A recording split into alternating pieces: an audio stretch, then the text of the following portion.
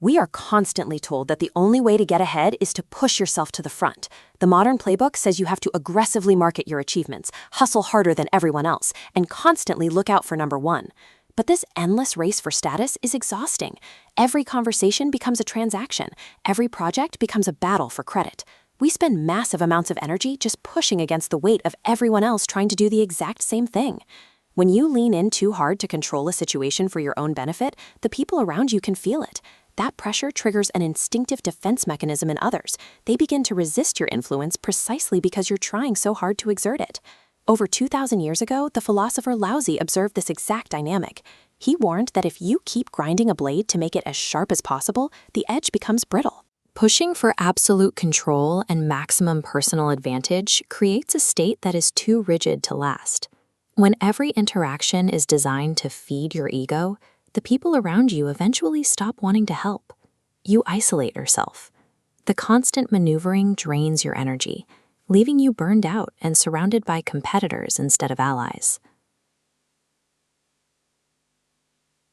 Treating life as a zero-sum game doesn't actually speed up your ascent.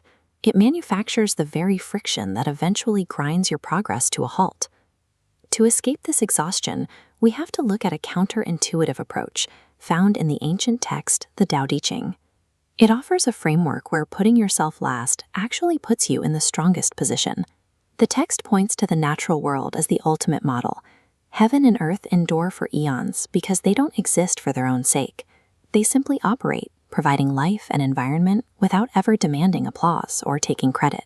Adopting this mindset doesn't mean becoming a doormat.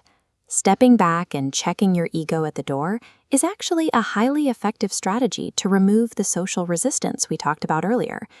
When you walk into a room and shift your internal question from "how do I win" to "how can I help this entire group succeed?", people drop their guard. You stop being a threat to their ambitions and transform into an indispensable resource. Think of it as social gravity. Constantly projecting dominance pushes your energy outward, repelling people and opportunities. But creating space for others makes you a valley. That low-pressure center generates natural gravity, drawing ideas, support, and allies directly toward you.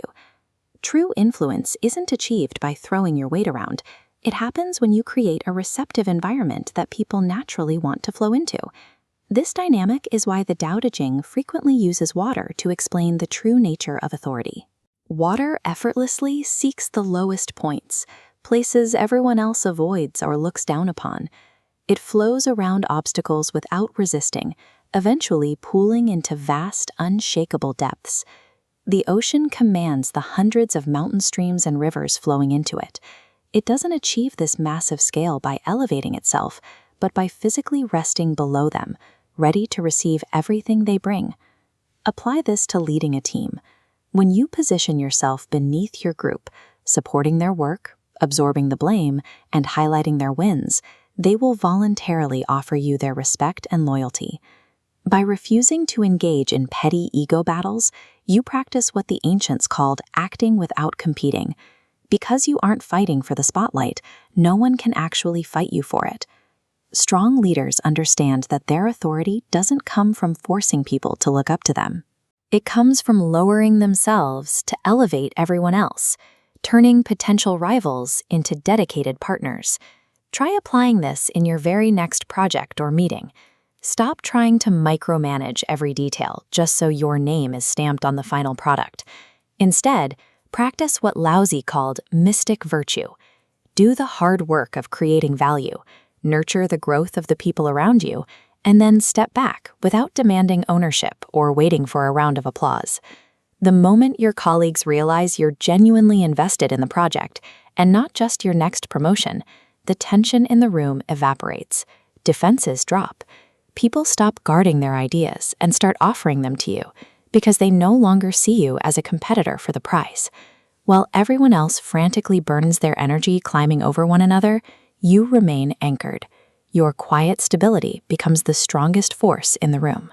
By letting go of the desperate need to claim success, you create a space that others will naturally and eagerly elevate you to fill.